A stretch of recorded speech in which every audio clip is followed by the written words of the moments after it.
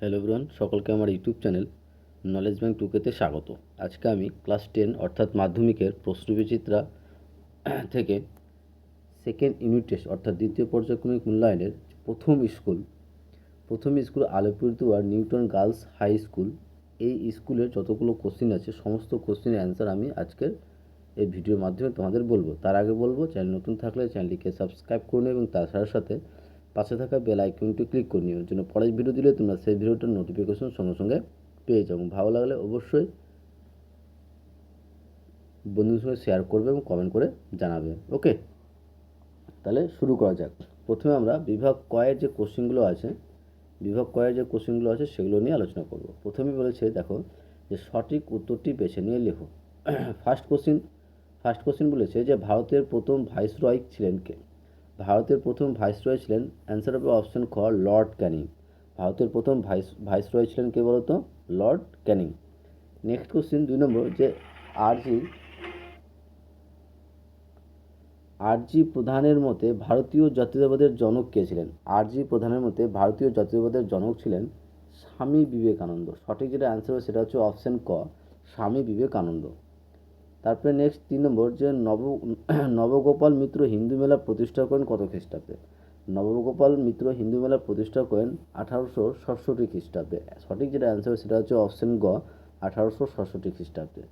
তারপরে next question 4 নম্বর, Calcutta journal of medicine এর সম্পাদনা করেন কে? অ্যান্সার হবে অপশন ক, মহেন্দ্রলাল সরকার। কী হবে? মহেন্দ্রলাল সরকার। তারপরে নেক্সট কোশ্চিন দেখো, 5 নম্বর কোশ্চিন, যে কোন প্রতিষ্ঠান বর্তমানের যাদবপুর বিশ্ববিদ্যালয়? সঠিক যে অ্যান্সার হচ্ছে অপশন ক, Bengal national school and college. 6 number question, যে বাংলার মুদ্রণ শিল্পের জনক নামে পরিচিত কে ছিলেন? অ্যান্সার হবে অপশন খ, চার্লস উইলকিন্স। ঠিক আছে, বাংলার মুদ্রণ শিল্পের জনক নামে পরিচিত ছিলেন চার্লস উইলকিন্স। তারপরে 7 নম্বর কোশ্চিন, যে মোপালা বিদ্রোহ হয়েছিল যার নেতৃত্বে তিনি কে? তিনি হলেন, অ্যান্সার হবে অপশন ঘ, মোহাম্মদ হাজি। মোপালা বিদ্রোহ হয়েছিল যার নেতৃত্বে তিনি হলেন মোহাম্মদ হাজি। তারপরে নেক্সট, যে তিন কাঠিয়া ব্যবস্থা প্রচলিত ছিল, অ্যান্সার হবে অপশন খ, বিহারে। নেক্সট 9 নম্বর, যে চন্দ্রশেখর ভেঙ্কট রমন পদার্থবিদ্যায় নোবেল পুরস্কার পান কত খ্রিস্টাব্দে? পদার্থবিদ্যায় নোবেল পুরস্কার পান 1930 খ্রিস্টাব্দে। সঠিক অ্যান্সার সেটা হচ্ছে অপশন ক, 1930 খ্রিস্টাব্দে। তারপরে নেক্সট 10 নম্বর কোশ্চিন দেখো। 10 নম্বর কোশ্চিন বলেছে, যে লাঙল পত্রিকা কোন সংস্থার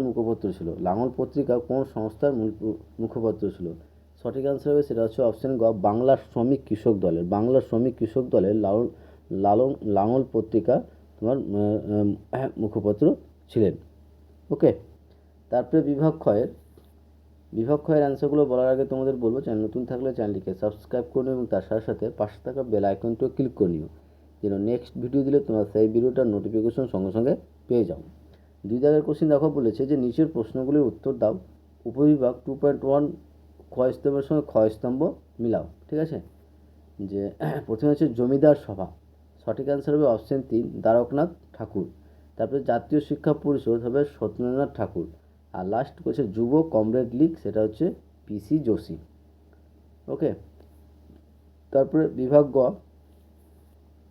বিভাগ গয়ের কোশ্চেনগুলো আমি নিচে পিডিএফ আকারে লিখেছি, সেগুলো দেখো। বিভাগ গয়ের রয়েছে যে কোনো 4টি প্রশ্ন দিয়ে আমরা কিন্তু সবটাই করবো। ঠিক আছে, ফার্স্ট যে কোশ্চেন বলেছে দেখো, ভেরি ইম্পর্টেন্ট কোশ্চেনটা স্টার চিহ্ন দিয়ে রাখো, যে ভালো কোশ্চেন, যে ইলবার্ট বিল যে লর্ড রিপনের শাসনকালে তার আইন সচিব পিসি ইলবার্ট একটি খসড়া আইন তৈরি করেন, যার উদ্দেশ্য ছিল ভারতীয় বিচারকদের ইউরোপীয় অপরাধীদের বিচার করার অধিকার দেওয়া। এই প্রস্তাবিত বিলটি ইলবার্ট বিল নামে পরিচিত। ইউরোপীয়দের তীব্র বিরোধিতার মুখে শেষ পর্যন্ত এটি সংশোধন করা হয়। তাহলে ইলবার্ট বিল কি? যে লর্ড রিপনের শাসনকালে তার আইন সচিব সিপি ইলবার্ট একটি খসড়া আইন তৈরি করেন, যার উদ্দেশ্য ছিল ভারতীয় বিচারকদের ইউরোপীয় অপরাধীদের বিচার করার অধিকার দেওয়া। এই প্রস্তাবিত বিলটি ইলবার্ট বিল নামে পরিচিত। ইউরোপীয়দের তীব্র বিরোধের মুখে শেষ পর্যন্ত এটি সংশোধন করা হয়। তারপরে নেক্সট 2 নম্বর কোশ্চিন বলছে যে সন্দেশ পত্রিকা কে প্রকাশ করেন, এই পত্রিকার জনপ্রিয়তার প্রধান কারণ উল্লেখ করো। সন্দেশ পত্রিকা কে প্রকাশ করেন এবং এই পত্রিকার জনপ্রিয়তার প্রধান কারণ কি? সন্দেশ পত্রিকা প্রকাশ করেন উপেন্দ্র কিশোর রায়চৌধুরী। ঠিক আছে, সন্দেশ পত্রিকা প্রকাশ করেন উপেন্দ্র কিশোর রায়চৌধুরী। এর জনপ্রিয়তা পাওয়ার কারণ যে এই পত্রিকার উন্নত মানের ছাপার কাজ, আকর্ষণীয় ইলাস্ট্রেশন বা ছবি এবং ছোটদের জন্য উপযোগী চমৎকার গল্প ও কবিতার জন্য এটি অত্যন্ত জনপ্রিয় হয়ে উঠেছিল। কী বলেছে? সন্দেশ পত্রিকা। তারপরে নেক্সট 3 নম্বর কোশ্চিন, কে কী উদ্দেশ্যে বসু বিজ্ঞান মন্দির প্রতিষ্ঠা করেছিল? তো আচার্য জগদীশচন্দ্র বসু 1917 সালে বসু বিজ্ঞান মন্দির প্রতিষ্ঠা করেন। আচার্য জগদীশচন্দ্র বসু 1917 সালে বসু বিজ্ঞান মন্দির প্রতিষ্ঠা করেন। তার উদ্দেশ্য কী ছিল? যে বিজ্ঞানের বিভিন্ন শাখায় উচ্চতর গবেষণা চালানো এবং উদ্ভিদের জীবন ও জড়জগতের মধ্যে ঐক্য আবিষ্কার সহ মৌলিক বিজ্ঞান চর্চাকে প্রসারিত করা। অর্থাৎ আচার্য জগদীশচন্দ্র বসু 1917 সালে বসু বিজ্ঞান মন্দির প্রতিষ্ঠা করেন। তার উদ্দেশ্য ছিল বিজ্ঞানের বিভিন্ন শাখায় উচ্চতর গবেষণা চালানো এবং উদ্ভিদের জীবন ও জড়তার মধ্যে একটা ঐক্যবদ্ধ আবিষ্কার সহ মৌলিক বিজ্ঞান চর্চাকে প্রসারিত করা। নেক্সট 4 নম্বর কোশ্চিন, যে গান্ধীজি কেন অসহযোগ আন্দোলন প্রত্যাহার করেন? গান্ধীজি কেন অসহযোগ আন্দোলন প্রত্যাহার করেন? যে 1922 সালে 5 ফেব্রুয়ারি উত্তরপ্রদেশ গোরক্ষপুর জেলায় চৌরি চৌরা নামক স্থানে উত্তেজিত জনতা একটি থানায় আগুন লাগিয়ে দিলে 22 জন পুলিশকর্মী মারা যান। এই অহিংস আন্দোলন হিংসার প্রবেশ ঘটার ক্ষুব্ধ ও ব্যথিত হয়ে গান্ধীজি আন্দোলন প্রত্যাহার করে নেন। তাহলে গান্ধীজি কেন অসহযোগ আন্দোলন প্রত্যাহার করে নিয়েছিল? তার কারণ হচ্ছে 1922 সালে 5 ফেব্রুয়ারি উত্তরপ্রদেশের গোরক্ষপুর জেলায় তোমার চৌরি চৌরা নামক স্থানে উত্তেজিত জনতা একটি থানায় আগুন লাগিয়ে দেয় এবং সেখানে প্রায় 22 জন পুলিশকর্মী মারা যান। অহিংস এই আন্দোলন হিংসার প্রবেশ ঘটায় ক্ষুব্ধ ও ব্যথিত হয়ে গান্ধীজি এই অসহযোগ আন্দোলনটা কী করেছিল? প্রত্যাহার করে নিয়েছিল। ঠিক আছে, নেক্সট তেভাগা আন্দোলনের দুটি কারণ উল্লেখ করো। তেভাগা আন্দোলনের দুটি কারণ উল্লেখ করো। তার আগে বলবো, তোমাদের চ্যানেল নতুন থাকলে চ্যানেলটিকে সাবস্ক্রাইব করো এবং তার সাথে সাথে পাশে থাকা বেল আইকনটি ক্লিক করে নিও, যেন পরের ভিডিও দিলে তোমরা সেই ভিডিওটার নোটিফিকেশন সঙ্গে সঙ্গে পেয়ে যাও। ভালো লাগলে অবশ্যই বন্ধুর সঙ্গে শেয়ার করবে এবং কমেন্ট করে জানাবে। তো লাস্ট কোশ্চেন, তেভাগা আন্দোলনের দুটি কারণ উল্লেখ করো। 1 নম্বর কি? যে উৎপন্ন ফসলের 3 ভাগের 2 ভাগ পাওয়ার দাবি জানানো। আর 2 নম্বর কারণ ছিল যে জোতদারদের খামারের পরিবর্তে চাষিদের নিজেদের খামারে ধান তোলার দাবি এবং মহাজনীর শোষণ থেকে মুক্তি পাওয়া।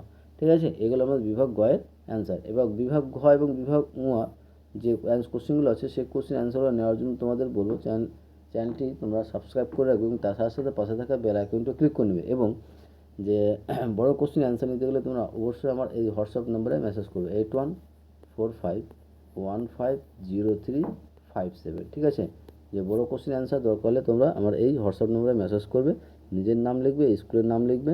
ঠিক আছে, এবং কোন সেটের ইতিহাসের কোন সেটের তোমার বিভাগ এবং তোমার যে অ্যান্সারগুলো দরকার সেগুলো আমাকে মেসেজ করবে, সেই অ্যান্সারগুলো দেওয়ার তোমাকে চেষ্টা করবো। ওকে, আশা করছি তোমাদের ভিডিও ভালো হয়েছে। থ্যাংক ইউ ভিডিওটা দেখার জন্য।